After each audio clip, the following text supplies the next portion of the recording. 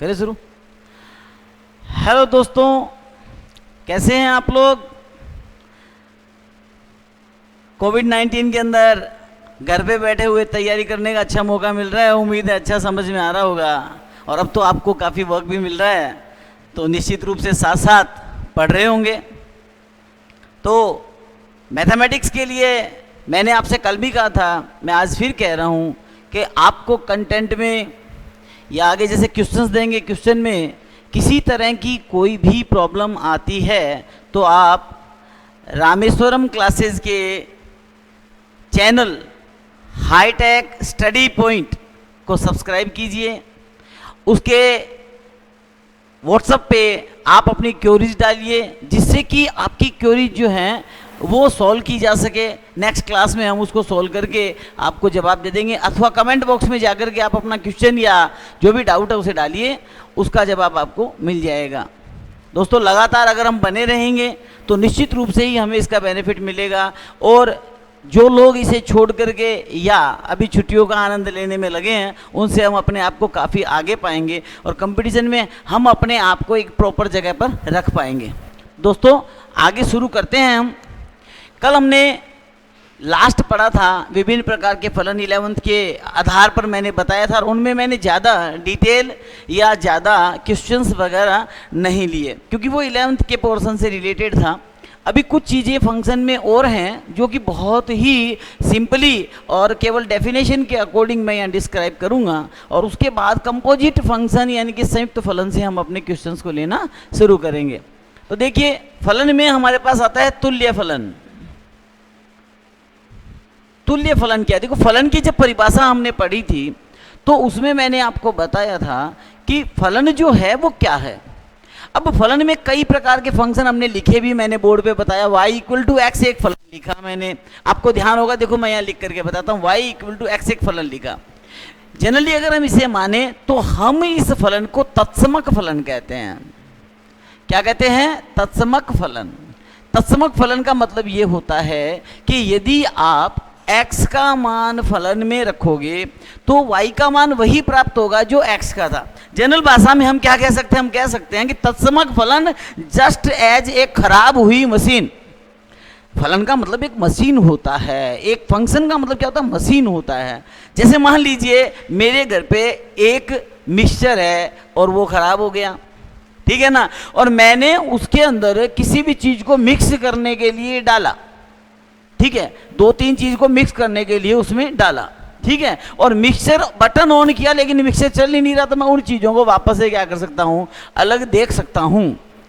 Liquid में निकाल पाना संभव नहीं होता, ठीक है ना। तो इसका मतलब क्या हुआ कि फलन में जो इनपुट आपने डाला आउटपुट वैसा का वैसा बाहर आ जाएगा, तो वो फलन क्या कहलाता है? तत्समक फलन कहलाता है। इसे अपने जो है जनरली सेट के अकॉर्डिंग, अगर वो एलिमेंट ए सेट का है तो आई ए से रिप्रेजेंट करते हैं, बी का है तो आई बी से रिप्रेजेंट करते हैं। ये तत्समक फलन होता है। तत्समक फलन से पहले भी एक बात हम और कर सकते हैं, वो क्या होती है? वो होती है y = k। इसे कहते हैं हम अचर फलन। यहां से तो हमने स्टार्ट किया था, आपको बताया था। अचर फलन के मतलब एनी कांस्टेंट है, कोई भी कांस्टेंट हो गया, वो कहलाता है अचर फलन कहलाता है। तो यहां एक सीधी स्ट्रेट लाइन फंक्शन में ग्राफिकली हमें मिलती है, जो कि हम 11th में बेहतर तरीके से पढ़ चुके हैं। तुल्य फलन की बात करते हैं, ये भी हमने पढ़ा है, लेकिन थोड़ा सा रिवाइज हो जाए, माइंड सेटअप हो जाए, ताकि आगे की चीजें समझने में हमें क्या रहे? आसानी रहे।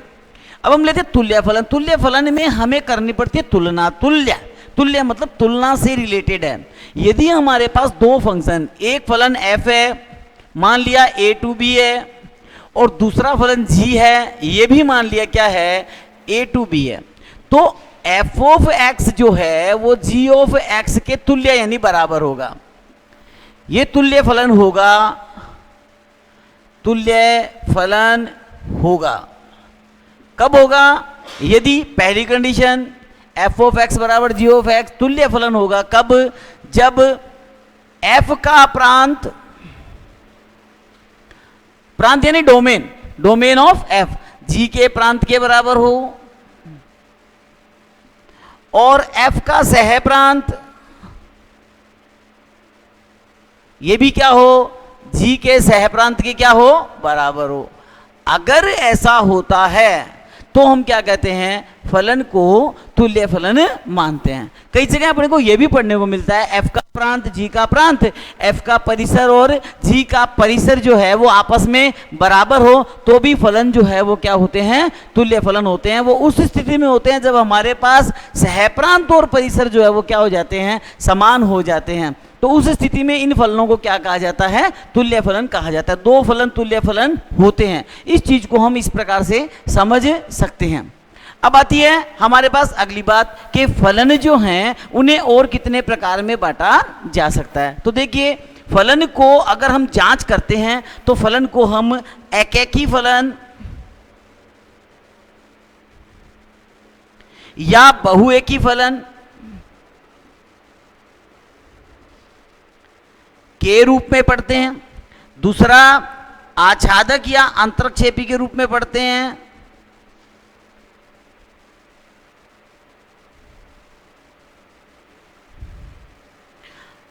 देखो एकैकी फलन का मतलब होता है वन वन फंक्शन, बहुएकी का मतलब होता है मैनी वन फंक्शन।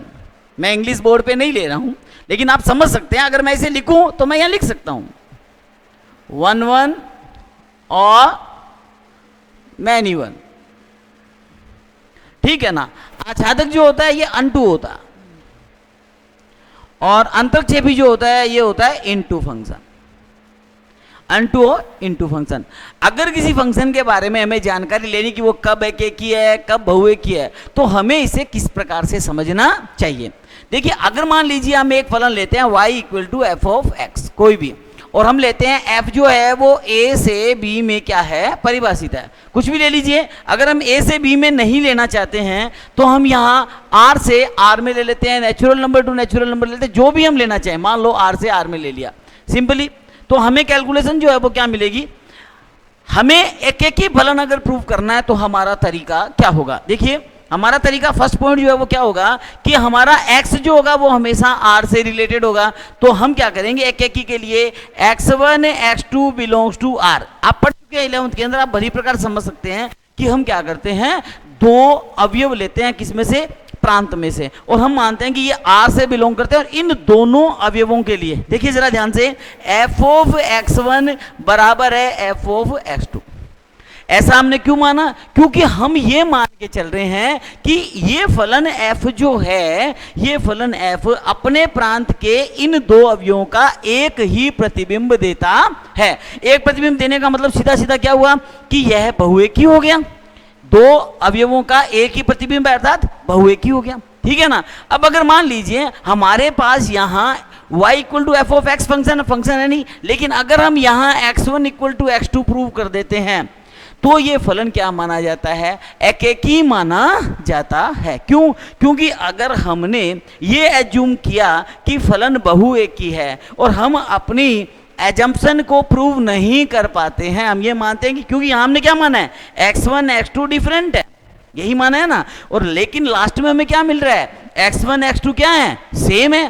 तो इसका मतलब हमारा जो एजम्पशन था वो यहाँ क्या हो गया, इनकरेक्ट हो गया। और इस कारण से हम ये मानते हैं कि रिजल्ट जो हमने माना था उसका क्या होगा, ऑपोजिट होगा। समझ गए मेरी बात को। और अगर मान लीजिए यहाँ पर हमारे पास ये आ जाता है कि f of x1 equal to F of x2 हमने मान लिया, but x1 is not equal to x2 आ जाता है, तो हम ये कहेंगे ये फलन जो है वो क्या है, मैनी वन है। इसका रिजल्ट तो होगा वन वन, यानी एकैकी फलन, और इसका रिजल्ट जो होगा वो क्या होगा, बहुएकी फलन। एक उदाहरण लेते हैं हम ताकि चीजें आपके समझ में आ जाएं। मान लिया एक फलन लिया हमने f ऑफ, ये ले लिया हमने n टू n, और फलन है आपका y equal to x square. समझ गए। अब हमने पहले n में से अपने कैलकुलेशन के अकॉर्डिंग वैल्यूज को लेना है, और यहाँ n टू r लेता हूं, sorry not n to n, n to r, ठीक है। और मैं इसे अब कैलकुलेट करता हूं। देखिए जरा चीजें समझेंगे अपने। लेट यानी हमने माना, क्या माना कि x1 और x2 जो है वो n से बिलोंग करते हैं, यानी नेचुरल नंबर है। और अब अगर इन्हें फंक्शन में डालेंगे तो मेरे पास क्या आएगा, fx1 बराबर fx2। ये भी मैंने सपोज कर लिया क्योंकि मैं एक एक ही प्रूव करना चाहता हूं। और अब मैं क्या करूंगा, x1 x2 जो है उनको मैं फंक्शन में रखूंगा। तो मुझे मिला x1 square x2 square, but natural मैंने ट्रांसफर किया, देखिए x1 square minus x2 square, okay. और इक्वल टू मुझे क्या मिल गया, देखिए इंप्लाइज 4, मुझे मिला x1 minus x2 equal to 0 मिलेगा, सॉरी, और x1 माइनस x2 और एक मिला x1 plus x2 equal to 0। यहां से मिला x1 equal to x2 and x1 is equal to minus x2। That is not possible, क्योंकि x2 नेगेटिव तो हो ही नहीं सकता, नेचुरल नंबर है, सिंपल सी बात है। अतः हम यहां कहेंगे x1 इक्वल टू क्या मिला आपको, x2 मिला। यानी जो आपने एज्यूम किया था x1 x2 are two different element, okay, then fx1 equal to fx2 that is many one. जैसा कि मैंने यहां पर आपको बताया था कि मैनी वन जो होता है उसके अंदर दो एलिमेंट जो होते हैं उनका एक ही इमेज हमें मिलता है, ठीक है, हमने ऐसा सपोज किया। लेकिन रिजल्ट क्या मिला कि x1 x2 तो भाई अलग है ही नहीं, वो दोनों तो क्या है, एक ही है। जब दोनों एक है तो इसका मतलब एक का इमेज क्या हुआ, एक ही हुआ। इसका मतलब ये क्या हो गया, 1 1 हो गया। यानी कि हम ये कह सकते हैं ये फंक्शन जो है वो क्या है, एक एक ही। अब अगर मान लीजिए इसी चीज को थोड़ा सा और मैं आपको वाइट बता देता हूं कि अगर हम ग्राफिकली शो करना चाहते हैं, देखिए जरा इसका ग्राफ बनाते हैं। मैं सिंपली ग्राफ बनाता हूं, आपके सामने क्या स्थिति बनती है, ये एक्स वाई एक्सेस, ये ओरिजिन हो गया। नेचुरल नंबर में ओरिजिन हमें मिलता नहीं, 1 2 3 जो भी पॉइंट हमें मिलते चले जाएंगे उनको हम यहाँ ग्राफिकली शो करेंगे। तो 1 से हमें जो अपना ग्राफ स्टार्ट होगा और ये ग्राफ कुछ इस प्रकार से हमारे पास आएगा। देखिए इस प्रकार से ये ग्राफ आएगा, 1 पे 1 आ जाएगा, उसके बाद ये ग्राफ मिलेगा और ये थोड़ा टूटता हुआ ग्राफ मिलेगा, कंटिन्यू नहीं मिलेगा, क्योंकि नेचुरल नंबर 1 2 3 इन पे हमें क्या होता है, फाइंड आउट होता है। जरा समझना इस चीज को। अगर हमें ऐसा मिलता है तो भी हम कह सकते हैं कि ये एक एक ही फलन है, क्योंकि केवल एक ही दिशा में बढ़ रहा है। इसमें हमारे पास कहीं भी ऐसा नहीं है कि कोई एक एलिमेंट के, यानी किसी भी एक एलिमेंट के दो इमेजेस हमें क्या हो रहे हों, प्राप्त हो रहे हों। तो ये हमारा क्या हुआ, एक एक ही। और जो एक एक ही नहीं है वो फंक्शन क्या होगा, बहु एक ही होगा।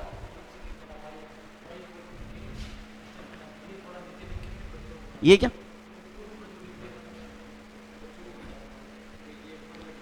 ये y इक्वल टू के अचर फलन होता है, अचर फलन। ये ऊपर लिखा था, शायद आपको दिखाई नहीं दिया हो या उसमें बोर्ड पे नहीं आ रहा हो स्क्रीन पे, तो ये y इक्वल टू के अचर फलन मैंने ऊपर लिखा था, तो इसे आप जो है समझ लें और नोटेड कर लें। आगे बढ़ते हैं।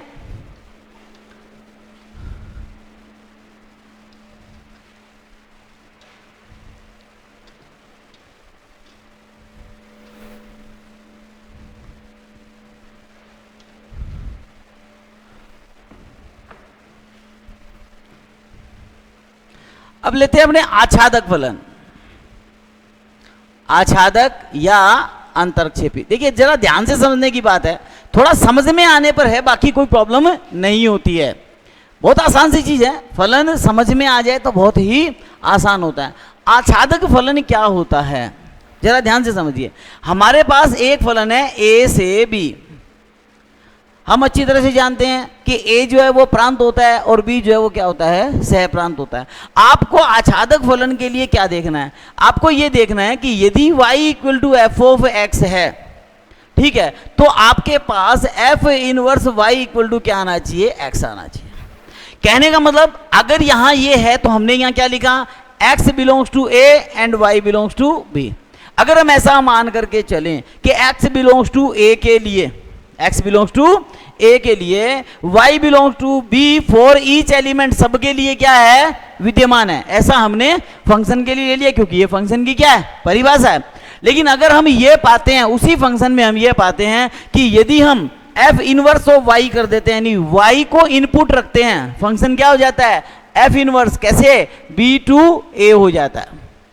समझ गए, इसका मतलब क्या हुआ कि अब ये एलिमेंट अंदर जाएगा तो ये x हो गया। तो अगर हम ये रखते हैं कि f इनवर्स और ये x हो गया और इक्वल टू हमें क्या प्राप्त हो गया, यहां से y प्राप्त हो गया, जहां ये x जो है वो b से बिलोंग करता है और y जो है वो किससे बिलोंग करता है, a से बिलोंग करता है। यदि किसी फंक्शन में सहप्रांत के सभी अवयवों के पूर्व प्रतिबिंब, शब्द याद रखना, पूर्व प्रतिबिंब, क्योंकि प्रांत के अवयवों का प्रतिबिंब होता है किसमें, सहप्रांत में, और सहप्रांत के अवयवों का पूर्व प्रतिबिंब होता है किसमें, प्रांत में। सभी सहप्रांत के सभी अवयवों का पूर्व प्रतिबिंब किसमें विद्यमान हो, प्रांत में विद्यमान हो, ठीक है, तो वो जो है वो क्या कहलाता है, आच्छादक फलन कहलाता है। वो फलन क्या होता है, आच्छादक फलन होता है। समझ गए मेरी बात को? जैसे मान लीजिए अपने एक एग्जांपल ले लेते हैं आच्छादक फलन के लिए। मान लिया हमारे पास एक फंक्शन दिया हुआ है y equal to x square, ठीक है ना, और यहाँ एक सेट है आपके पास A, इसके अंदर एलिमेंट है 1 2 3 और 4, और एक सेट है B, इसके अंदर एलिमेंट है 1 4 9 और 16, ठीक है। और यहां मैं कहता हूं x जो है वो बिलोंग्स टू A है और y जो है वो बिलोंग्स टू क्या है, B है। क्लियर? अब मुझे ये बताना है ये आच्छादक फलन है, तो मैं क्या पा रहा हूं, मैं पा रहा हूं कि जैसे जैसे मैं x के मानों को रखूंगा मुझे y के सारे मान प्राप्त होंगे, और वो सारे कहां लिखे हुए हैं, B समुच्चय में लिखे हुए हैं। यानी मुझे y के जो मान मिल रहे हैं, यानी परिसर, मुझे जो परिसर मिल रहा है, परिसर मतलब वैल्यू ऑफ y, परिसर जो मिल रहा है वो क्या मिल रहा है, परिसर मिल रहा है 1 4 9 16। वेरी सिंपल, परिसर मुझे 1 4 9 16 मिल रहा है, और ये परिसर किसके बराबर आ रहा है, b के बराबर आ रहा है। b क्या है, सहप्रांत।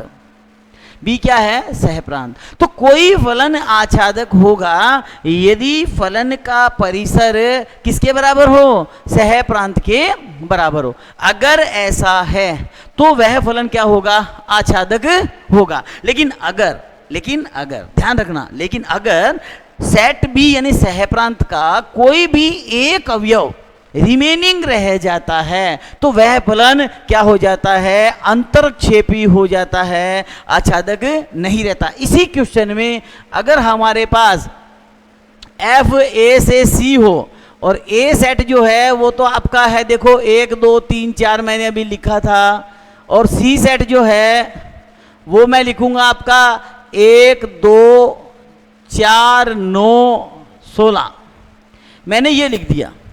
अब आप देखिए मेरे पास फंक्शन है y equal to x square, मेरे पास परिसर जो आता है, परिसर जो आता है वो कितना आ रहा है, अभी हमने सोल्व किया था 1 4 9 16, आ रहा है कि नहीं आ रहा। और ये परिसर एक उप समुच्चय है किसका, C का, C यानी सहप्रांत का, किसका, सहप्रांत C का क्या है, उप समुच्चय है, बराबर नहीं है, इसका क्या है, उप समुच्चय। और अगर ऐसा है तो फलन क्या कहलाएगा, अंतरक्षेपी कहलाता है।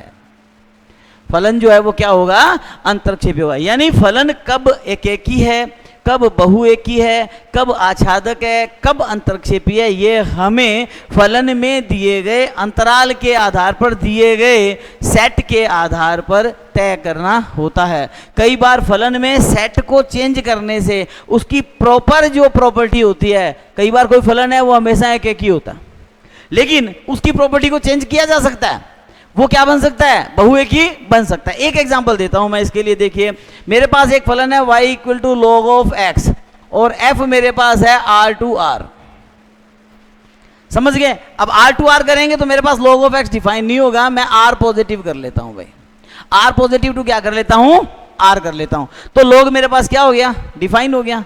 एनी प्रॉब्लम, कोई समस्या नहीं है। अब मैं क्या करता हूं, देखिए जरा ध्यान से समझना, मैं इस फंक्शन का ग्राफ बनाता हूं, देखिए आपको समझ में आएगा। मैंने कल भी ग्राफ बताया था, ये log ऑफ x फंक्शन का ग्राफ है, यानी इसका परिसर जो है वो r है, और इसका सहप्रांत भी क्या है, r है, आच्छादक हो गया।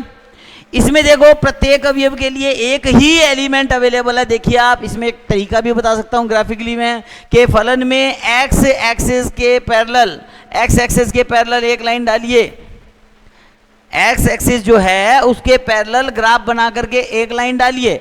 अगर वो लाइन आपके द्वारा बनाए गए ग्राफ को एक ही जगह पर काटती है, सिंगल प्लेस पे काटती है, एक लाइन एक जगह पर ग्राफ को, तो वो एक ही फलन होगा, नो डाउट, समझ गए। तो ये साफ साफ दिख रहा है, और ये परिसर बराबर हो गया किसके, सहप्रांत के। अब अगर मान लो मैं इस फंक्शन को चेंज कर देता हूं, मैं ले लेता हूं y equal to log of mod of x, समझ गए। और अब की बार मेरे पास जो है वो क्या, अंतराल r से आ रहा है फलन का, समझ रहे हो मेरी बात को? मैंने थोड़ा सा चेंज किया है, किसको? अंतराल को। फलन को भी क्या कर दिया? परिवर्तित कर दिया। अगर मैं फलन इसमें परिवर्तित नहीं करता तो भी मेरे पास ग्राफ यही आता, ये लोग मोड ऑफ एक्स कर दीजिए, कोई समस्या नहीं, क्योंकि यहाँ तो आर पॉजिटिव है, मोड का कोई फर्क पड़ना ही नहीं है। समझ गए मेरी बात को? और अगर हम यहां यही सेम लेते हैं और इस अंतराल को क्या कर देते हैं? परिवर्तित कर देते हैं, तो देखिए इस फलन का ग्राफ क्या कहता है। ये x, ये y, ये ओरिजिन है, ध्यान देना आप। अब आपके पास x नेगेटिव भी है और x क्या है? पॉजिटिव भी है। x नेगेटिव है तब कर्व यूं जाता है, पॉजिटिव है तो सॉरी, और x नेगेटिव है तो कर्व यूं जाता है। समझ गए? अब दोनों तरफ से वैल्यूज आ रही है और ये देखो ये लाइन क्या कर रही है? दो जगह काट रही है। देखिए आप -1 रखेंगे तो भी log 1 का वैल्यू आएगा, +1 रखेंगे तो भी log 1 का वैल्यू आएगा, -2 रखेंगे log 2 का वैल्यू आएगा, +2 रखेंगे तो भी log 2 का वैल्यू आएगा। यानी कि y दो मानों के लिए क्या आ रहा है? समान आ रहा है। यानी इंटरवल चेंज होते ही फलन जो है वो क्या हो गया? बहुएकी। इसलिए फलनों के लिए उनका अंतराल जो होता है उनके इन गुणों को निर्धारित करता है। किन गुणों को? एकेकी, बहुएकी, अंतरक्षेपी और आच्छादक। ओके, आगे बढ़ते हैं।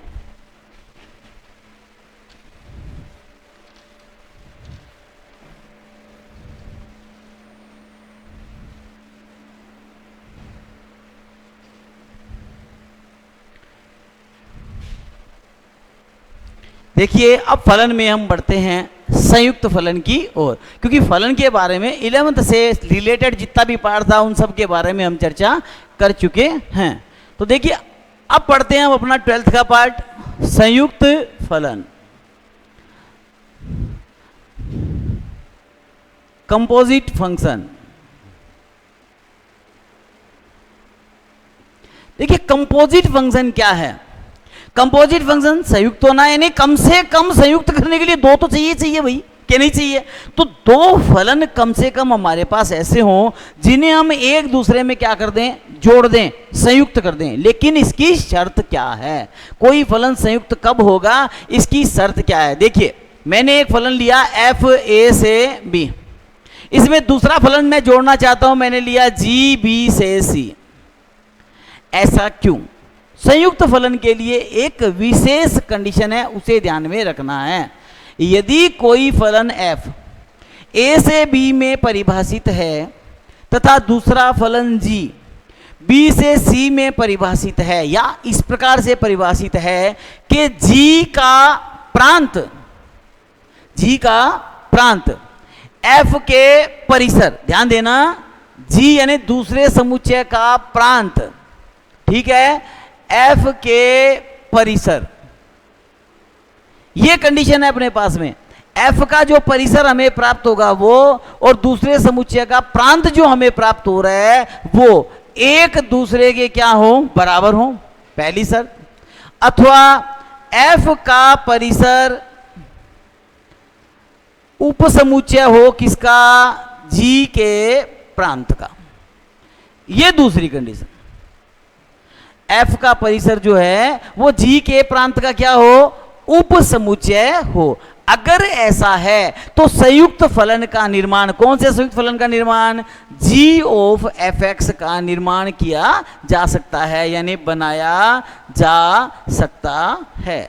अर्थात g ऑफ x जो है वो परिभाषित होगा। क्यों होगा? देखिए हमने f का a डाला तो परिणाम स्वरूप हमें प्राप्त हो गया c, यानी g ऑफ f a से c में परिभाषित होगा यदि और केवल यदि f का परिसर g के प्रांत का उपसमुच्चय हो अथवा उसके क्या हो? बराबर हो। इसको हम इस तरीके से भी समझ सकते हैं। मान लीजिए हमारे पास ये x है और ये a समुच्चय है, ठीक है, ये हमारा हो गया f ऑफ x यानी b समुच्चय, ठीक है, और ये हमारा हो गया g ऑफ x या g ऑफ fx कह सकते हो आप इसे, ठीक है ना। अब जरा देखना, यहां से यहां जा रहे हैं तब हमारे पास फलन जो है वो क्या लग रहा है? f लग रहा है। ओके, यहां से यहां जा रहे हैं तब फलन क्या लग रहा है? g लग रहा है। अब जरा ध्यान से समझें इस चीज को।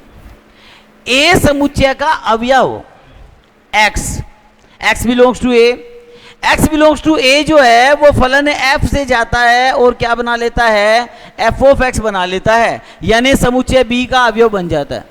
समुच्चय का वह अवयव जो है वो कहाँ जाता है, वह अवयव यहां से जाता है किसमें, g में, और वो देखिए समुच्चय b का अवयव g में जा सकता है, कोई प्रॉब्लम नहीं है, क्योंकि वो उसके बराबर है या उससे उप समुच्चय के रूप में है। तो वहां से हमें क्या प्राप्त होता है, g ऑफ fx। अर्थात अगर हम यहां से सीधा यहां जाएं तो हम क्या कह सकते हैं, g ऑफ f डिफाइन है किसमें, a से c में, क्योंकि ये a है और रिजल्टेंट हमें क्या प्राप्त होता है, c प्राप्त होता है। मेरी बात समझ गए कि नहीं समझे? इस प्रकार से हम संयुक्त फलन को समझ सकते हैं। संयुक्त फलन में हम एक बात अपने सामान्य जीवन के एग्जाम्पल से भी समझ सकते हैं, अगर हम समझना चाहें तो। मान लीजिए हमारे घर पे कोई मिक्सर, ग्राइंडर, इस टाइप की कोई मशीन है, ठीक है ना, जिसमें 1, 2, 3 इस प्रकार के कई प्रोसेस हैं। आप समझ सकते हो इस चीज को कि अगर मान लीजिए हमारे पास मिक्सर ग्राइंडर है, तो अगर किसी चीज को हमें पहले मिक्स करना है या पहले ग्राइंड करना है, उसके बाद क्या करना है, मिक्स करना है, तो हमने लिया रॉ मटेरियल। बात समझ में आ गई? रॉ मटेरियल जो भी हमने लिया उसे ग्राइंड करने के लिए हमने ग्राइंडर में डाल दिया, है ना। अब उसे जिसके साथ मिक्स करना है उसको हम किस में डालेंगे, मिक्सर में। तो जो ग्राइंड होकर के मिक्सर में आया था वो वहां पड़ा हुआ है, जो मिक्सर में हमें उसके साथ मिक्स करना है वो भी वहां डाल दिया, दोनों मिक्स होकर के कहां पहुंच जाएंगे, मिक्सर में। कहने का मतलब ये हुआ कि अगर हमारे पास में फंक्शन यानी कुछ अलग अलग प्रकार की मशीनें हैं, लेकिन मशीनें इस प्रकार से जुड़ी हुई हैं कि पहले का आउटपुट दूसरे के इनपुट के इक्वल है, दूसरे का आउटपुट तीसरे के इनपुट के इक्वल है, तो इन मशीनों को हम एक सीरीज में लगा सकते हैं। और जब ये मशीनें सीरीज में लग जाती हैं तो एक कंपोजिट मैकेनिज्म तैयार हो जाता है। फंक्शन में इसे हम क्या कहते हैं, कंपोजिट फलन कहते हैं, जिससे कि हमने सीधा कुछ सामान डाला और बाहर हमें अपना प्रोडक्ट मिल गया। कुचामन सिटी के अंदर हमारे पास यहाँ पे एक स्कूल है, फेमस स्कूल है काफ़ी, टैगोर कॉलेज के नाम से, टैगोर डिफेंस के नाम से। उसमें एक मशीन लगी हुई है, रोटियां बनाने की मशीन। वो उसके अंदर क्या डालते हैं, आटा और पानी।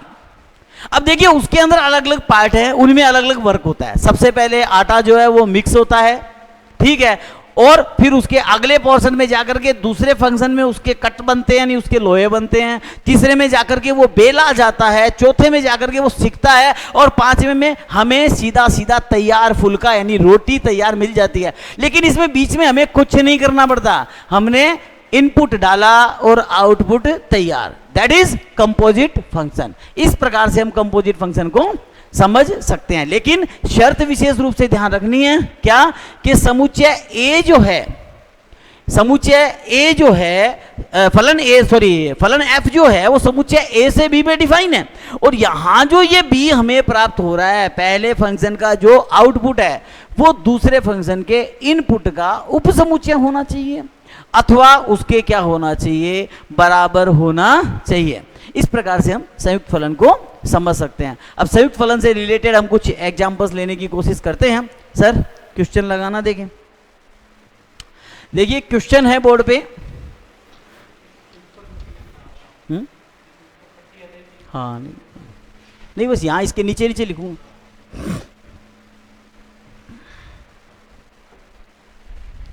देखो क्वेश्चन है बोर्ड पे, अपने को दिया हुआ है ए एक फलन, देखिए आपके साथ साथ चल रहा है, आपको समझना चाहिए। बी दे रखा है आपको दूसरा एक समुच्चय, फलन नहीं है, एक समुच्चय बी भी समुच्चय है, और सी भी एक समुच्चय दे रखा है, 7, 8, 9 एलिमेंट है। आपसे कहा है एक फलन एफ जो है वो ए से बी में परिभाषित है, और दूसरा फलन जी जो है वो बी से सी में परिभाषित है। लिखा हुआ है, कुछ आउटपुट दे रखे हैं क्या, कि एफ ऑफ 1 जो है वो किसके बराबर है, 4 के बराबर है। एफ ऑफ 2 जो है वो भी 4 के बराबर है। पूछा है एफ ऑफ 3 जो है वो 5 के बराबर बताया है। और जी ऑफ 4 दे रखा है, ये आपको दे रखा है 8 के बराबर, और g ऑफ 5 दे रखा है आपको 9 के बराबर। और अब आपसे पूछा है g ऑफ f का समुच्चय क्या होगा। देखिए बड़ी ध्यान से समझने की बात है, g ऑफ f को जब हम समझते हैं g of f x equal to g f of x। अब जरा ध्यान से समझना, f ऑफ x में हमें एलिमेंट किसके लेने हैं, x बिलोंग्स टू a के लेने हैं। समझना जरा, x बिलोंग्स टू a लेंगे मतलब हम क्या लेंगे, 1 लेंगे। देखो f ऑफ 1 का वैल्यू आपको दे रखा है कितना, 4। f ऑफ 1 जब यहां आ जाएगा 4 बन जाएगा तो आपको किसका वैल्यू मिलेगा, देखो g4 मिलेगा। बात को ढंग से समझना, मैं एक बार थोड़ा सा और क्लियर कर देता हूं इसको। मैं सीधा ना लिख करके देखो ये लिख देता हूं, g ऑफ f ऑफ 1 लिखा मैंने, और इसको मैं लिख सकता हूं g ऑफ 4, क्योंकि मुझे f ऑफ 1 का वैल्यू कितना मिल रहा है, 4 मिल रहा है, और g ऑफ 4 मेरे पास किसके बराबर है, 8 के बराबर है। यानी मेरे पास क्या हुआ, मैंने इनपुट डाला 1। देखना जरा, यहाँ g ऑफ f जो है वो डिफाइन है एक फंक्शन, किसमें, a से c में। साफ साफ है, g ऑफ f डिफाइन है किसमें, a से c में। तो मेरे पास पहला एलिमेंट जो आ गया वो आ गया 1 रखने पे आउटपुट कितना आया, 8 आया। अब मैंने f ऑफ x में क्या रखा, 2 रखा, तो g ऑफ f ऑफ 2 रखा। यहां भी मेरे पास f ऑफ 2 का वैल्यू भी 4 है, तो मेरे पास फिर से g4 आया, मेरे पास फिर से 8 आ गया, तो यहां मेरे पास दूसरा एलिमेंट आ गया 2, 8। अब मैंने तीसरा लिया, तीसरा मुझे मिला g f ऑफ 3, मैंने f ऑफ 3 रखा, f ऑफ 3 से मुझे मिला 5, g5 का वैल्यू आ रहा है 9, मेरे पास वैल्यू आ गया 3, 9। 1 2 3 है, इसे मैंने रखा, मुझे रिजल्ट मिला 8 और 9। 7 इसमें इंक्लूड नहीं है, देयर इज नो प्रॉब्लम, क्योंकि फंक्शन के लिए ऐसी कोई डेफिनेशन नहीं है कि दूसरे सेट के सभी एलिमेंट काम में आने चाहिए, वो तो आच्छादक उसका एक प्रकार है, लेकिन पहले एलिमेंट काम में आने चाहिए जो कि निश्चित रूप से आ रहे हैं। तो यहां साफ साफ पता लग गया कि g ऑफ f जो है वो डिफाइन है a से c में, और उसका सेट क्या होगा, उसका सेट होगा 1 8 2 8 और 3 9। संयुक्त फलन से रिलेटेड कुछ और क्वेश्चंस हम लेकर के चल रहे हैं एक्सरसाइज के।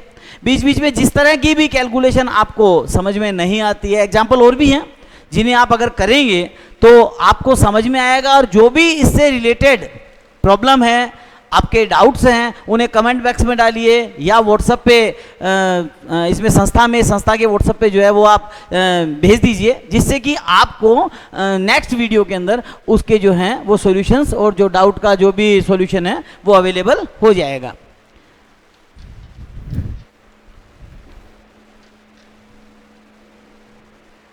हाँ सर, नेक्स्ट क्वेश्चन। अब एक्सरसाइज लेते हैं अपने।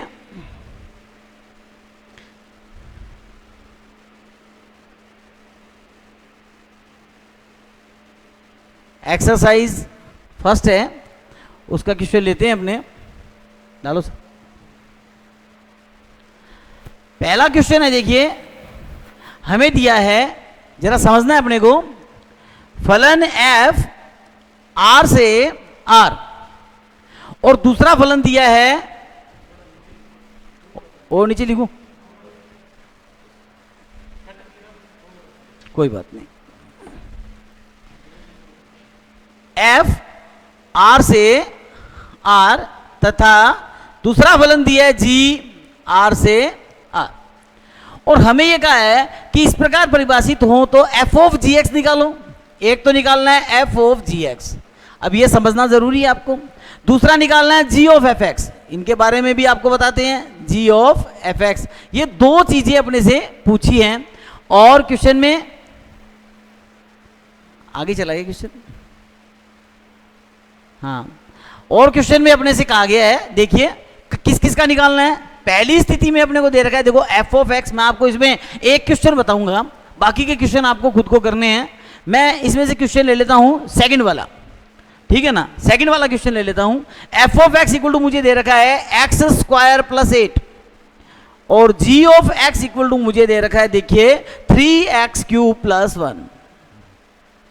ये क्वेश्चन है। अब देखिए अपने को निकालना है f ऑफ gx, जरा ध्यान से समझना है। इसमें f ऑफ gx भी डिफाइन है, क्योंकि देखो इसका जो परिसर है इसका जो सह प्रांत है, जो परिसर बनेगा वो जो है इसके प्रांत के बराबर है, और इसका जो सह प्रांत है वो इसके प्रांत के बराबर है। इसका मतलब दोनों ही फंक्शन जो है वो प्राप्त किए जा सकते हैं, एफ ऑफ जी एक्स और जी ऑफ एफ एक्स प्राप्त किए जा सकते हैं। तो सबसे पहले मैं बनाता हूं एफ ऑफ जी एक्स। देखिए एफ ऑफ जी एक्स जब अपने बनाएंगे तो अपने पास बनेगा एफ जी ऑफ एक्स। अब देखिए जी ऑफ एक्स अंदर है, जी ऑफ एक्स अंदर है, तो जी ऑफ एक्स किसके बराबर है, ये लिख देते हैं अपने, ये आ गया 3x³ प्लस 1। ठीक है, अब एफ एक्स में एक्स की जगह, एफ एक्स में एक्स की जगह अपने को ये यूज करना है, समझ गए। देखिए जरा अपने यूज करते हैं एफ एक्स में, तो ये आ गया आपके पास एक्स की जगह 3x³ प्लस 1, और एक्स का क्या है होल स्क्वायर, और प्लस में क्या है 8। क्लियर। और अब यहां से ये आपके पास आ गया f of g x. Okay, और इसे हम सॉल्व करते हैं तो हमें क्या मिलता है, देखिए आगे यहां से सॉल्यूशन ले लेते हैं अपने, थोड़ा सा नीचे लिख लेते हैं। देखो इसका होल स्क्वायर का फॉर्मूला तो आपको आता ही होगा, 3 तिये 9, एक्स की पावर कितनी हो गई 6। ठीक है ना, उसके बाद होता है 2ab, तो 2 तिये 6, तो ये 6 और ये x³।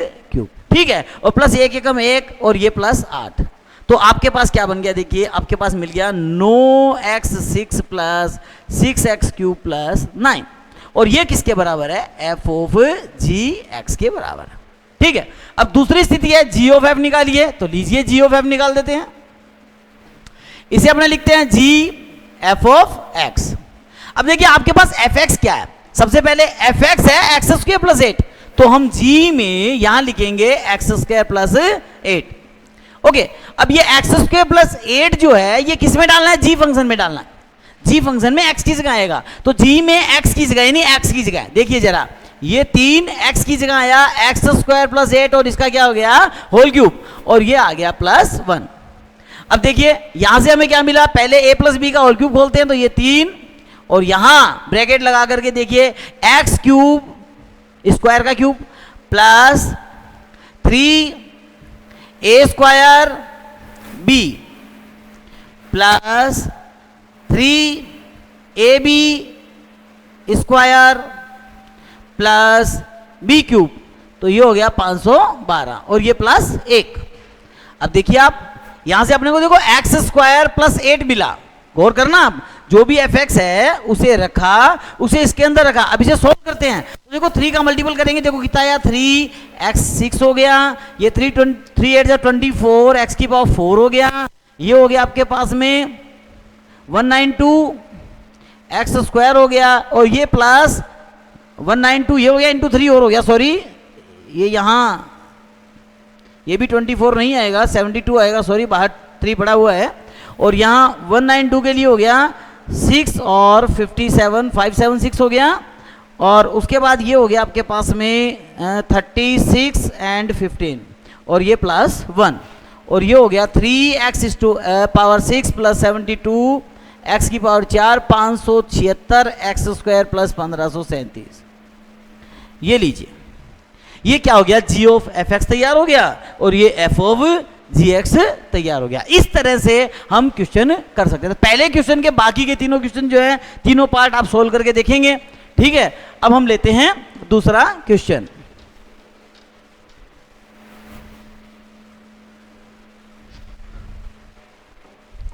देखिए सेकंड क्वेश्चन के अंदर क्या है, सेकंड क्वेश्चन के अंदर आपको दे रखा है ए सेट दे रखा है ABC, और बी सेट दे रखा है UVW, और आपको बता रखा है कि F जो है वो A से B में डिफाइन है, और G जो है वो B से A में डिफाइन है, B से A में डिफाइन है, नहीं परिभाषित है। और आपको F का एक सेट बना करके दे रखा है, ऑर्डर पेयर क्या है, AV BU CW, और G का भी सेट बना करके दे रखा है आपको, ये दे रखा है UB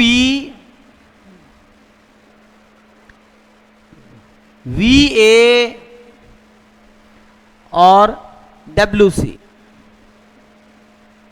और आपसे कहा है कि एफ ऑफ जी तथा जी ऑफ एफ निकालिए। देखो मैं एफ ऑफ जी निकाल के बताता हूं, आप जी ऑफ एफ खुद निकालेंगे। एफ ऑफ जी निकालेंगे तो मैं इसे क्या लिख सकता हूं, मैं लिख सकता हूं एफ जी एक्स। यहां जो भी एक्स है, जी सेट अंदर आया है, जी एक्स किससे रिलेट है, बी से रिलेटेड है, बी सेट ये है, समझ गए। यानी पहले बी सेट का एलिमेंट आएगा, जब मैं यहां u लूंगा तो जी यू का वैल्यू क्या है, b। एफ बी का मान निकालूंगा, एफ बी का मान क्या है, u। बहुत ही सिंपल है। तो अगर मैं यहां पर g ऑफ f निकालता हूं तो अगर मैं x की जगह u रखता हूं, जी u, तो मुझे जो वैल्यू मिलती है वो मिलती है एफ बी और बराबर परिणाम आता है u। इसी तरह से दूसरा, अगर मैं एफ ऑफ जी वी रखता हूं तो मुझे मिलता है एफ ऑफ ए, परिणाम आता है v। और अगर मैं एफ ऑफ जी डब्ल्यू रखता हूं तो मुझे परिणाम मिलता है एफ ऑफ सी और आंसर आता है डब्ल्यू। यानी कि मेरे पास सेट हो गया यू यू, वी वी और डब्ल्यू डब्ल्यू। इसी तरह से आप क्या फाइंड आउट कर लेंगे, जी ऑफ एफ फाइंड आउट कर लेंगे। सर क्वेश्चन आगे करो। अब लेते हैं अपने क्वेश्चन नंबर 3। हाँ 2 हो गया कंप्लीट। इसमें एक करने को दे दिया ना बच्चों को, एक बच्चे कर लाएंगे, नहीं आएगा तो पूछेंगे। बिल्कुल।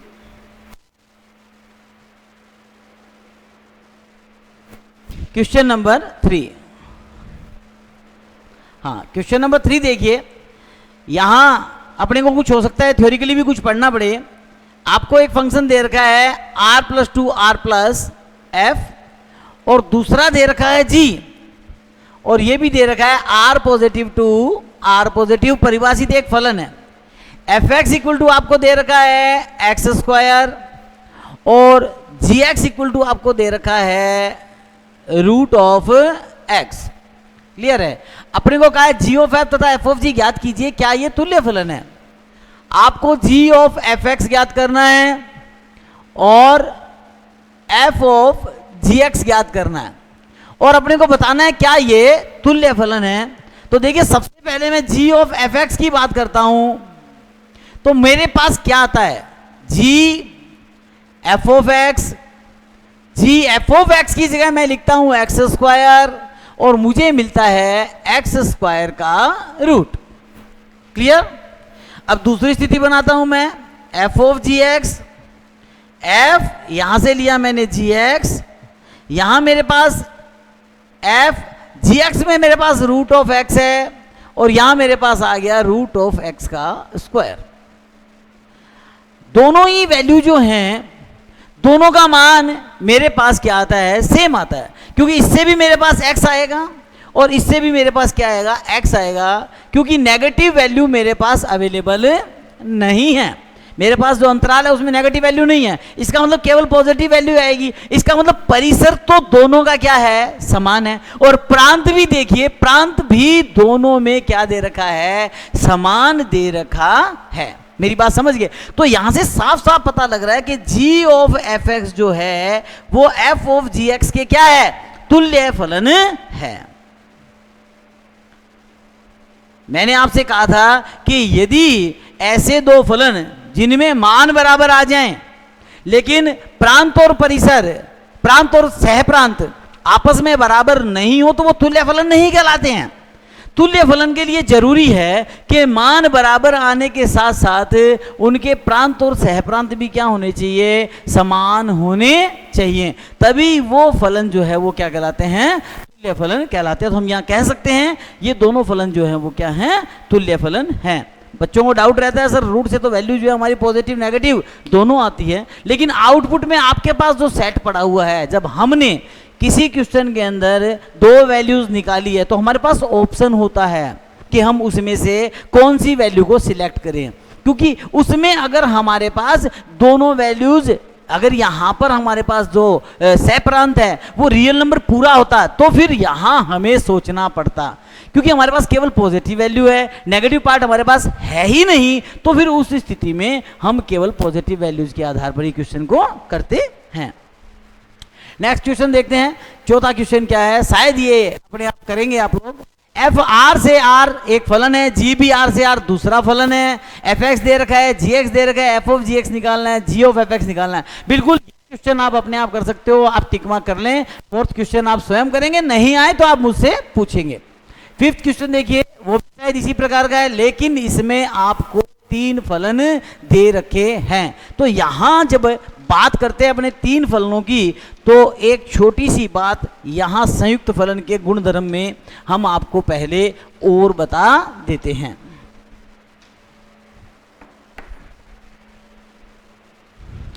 संयुक्त फलन के गुणधर्म में एक गुण आता है क्रम विनिमेयता। ध्यान रखना, अगर आपके पास एक फलन f a से b है, g b से c है, तो यहां आप g ऑफ f के डिफाइन होने की बात कर सकते हैं, a से c। अब क्रम विनिमेयता की बात जब हम करते हैं तो हम ये बात कहेंगे, क्योंकि यहां दोनों सेट आपस में अलग अलग हैं, तो हम यहां तो साफ साफ ही कह सकते हैं कि g ऑफ f जो है वो बराबर नहीं है f ऑफ g के, डिफाइन ही नहीं है।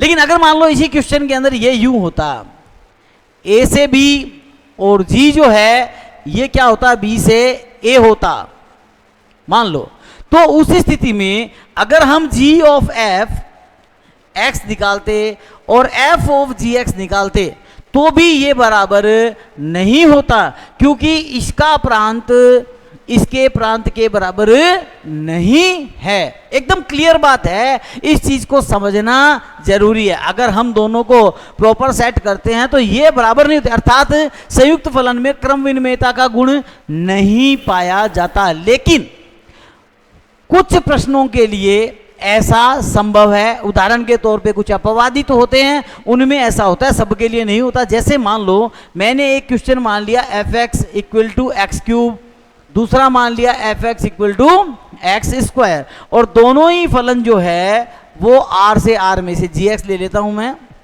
आर से आर में क्या है, डिफाइन है। दोनों ही फलन आर से आर में डिफाइन है। देखिए अगर मैं यहां जी ऑफ एफ एक्स बनाता हूं, देखिए जरा जी ऑफ एफ एक्स, तो मेरे पास जी में अंदर आ गया एक्स क्यूब और यह आ गया एक्स क्यूब का स्क्वायर यानी एक्स की पावर 6। और अगर मैं एफ ऑफ जी एक्स बनाता हूं, एफ ऑफ जी एक्स, तो यहां मेरे पास आ गया एक्स स्क्वायर और ये हो गया एक्स स्क्वायर की होल क्यूब यानी एक्स की पावर 6। अब मेरे पास x की वैल्यू सेम है, रिजल्ट मेरे पास सेम है, तो मैं ये कहूंगा ये फलन क्या है, तुल्य फलन है। अर्थात हम ये कह सकते हैं कि ये संयुक्त फलन में g ऑफ एफ एक्स बराबर है एफ ऑफ जी एक्स, अर्थात यहाँ पे क्रम विनिमेयता का पालन होता है, लेकिन सभी में नहीं होता। इसकी मैक्सिमम यूज होने वाली प्रॉपर्टी जो है वो यही है कि इसमें पालन नहीं होता है। अब बात आती है साचर्यता की। अगर मान लीजिए साचर्यता के गुणधर्म की बात करते हैं, इंग्लिश में इसे कॉम्यूटेटिविटी कहते हैं। भाई बच्चे इंग्लिश में थोड़ा कम पढ़ना चाहते हैं इसलिए अवॉइड करते हैं, एसोसिएटिविटी कहते हैं इसको। ये साचर्यता का गुण है एसोसिएटिविटी। इसमें 3 फंक्शन जो हैं वो साथ होते हैं। जैसे भी अगला क्वेश्चन था उसमें 3 फंक्शन अपने को दिए हुए थे, तो देखो यहां मैं बता दूं कंपोजिट फंक्शन जो होते हैं वो साचर्यता के गुण का पालन करते हैं। मान लिया मैंने एक फंक्शन f है, a से b में डिफाइन है, दूसरा g है, b से c में डिफाइन है, और तीसरा h है और ये है c से d में डिफाइन। मैंने ऐसा मान लिया और अब मैं इनकी एसोसिएटिविटी अगर बताना चाहूं तो मैं कह सकता हूं f of g of h x is equal to F of g of h x. ये एसोसिएटिव होते हैं, संयुक्त फलन सदैव ही एसोसिएटिव होते हैं। और इसको समझने के लिए अपने जो क्वेश्चन है, क्वेश्चन नंबर 5, उसे काम में ले सकते हैं। देखो एफ एक्स दे रखा है एक्स स्क्वायर, एफ एक्स दे रखा है एक्स स्क्वायर, और जी एक्स दे रखा है cos of X, cos of X ही है, हाँ जी, और एच एक्स दे रखा है 2x प्लस 3, और एच एक्स दे रखा है 2x प्लस 3। और आपसे पूछा गया है g of h of g of f, h of g of f और √2π का वैल्यू पूछा गया। यहाँ हम इससे दोनों चीज़ों को डिफाइन कर सकते हैं कि इसका मान, और ये तो आपको f ऑफ g ऑफ है तो ये h ऑफ है, तो h के according h of g of f निकाल लेंगे, उसके अकॉर्डिंग इस मान को हम निकालते हैं। तो पहले इस मान को कैलकुलेट करते हैं, देखिए क्या बनता है। h बाहर पड़ा है तो मैंने h ले लिया ऑफ g, ठीक है ना, और ऑफ यहाँ पे मैं fx का मान ले लूंगा। किसका मान ले लूंगा? fx का मान ले लूंगा। और ये मिल गया h ऑफ g fx में मेरे पास √2π है, तो fx कहाँ है मेरे पास? fx ये रहा, तो ये मेरे पास हो गया 2π fx से बाहर, क्योंकि रूट है, स्क्वायर से रूट क्या हो जाएगा? हट जाएगा, तो मेरे पास आ गया g 2π। अब g जो मेरे पास है मैं इसे लिख लूंगा h, और g में 2π है मेरे पास, और 2π में cos 2π का वैल्यू जो है मेरे पास क्या होता है? 1 होता है। देख लीजिए आप, cos 2π का वैल्यू क्या होता है? 1 होता है। तो ये हो गया मेरे पास h1, और h में 1 रखूंगा तो मेरे पास वैल्यू आ गया 2 × 1 + 3 = 5। देखिए ये आंसर आ गया किसका? h of g of f √2π का। अब आपको कैलकुलेट करना है किसका? आपको कैलकुलेट करना है h of g of f, और ये आ गया √2π।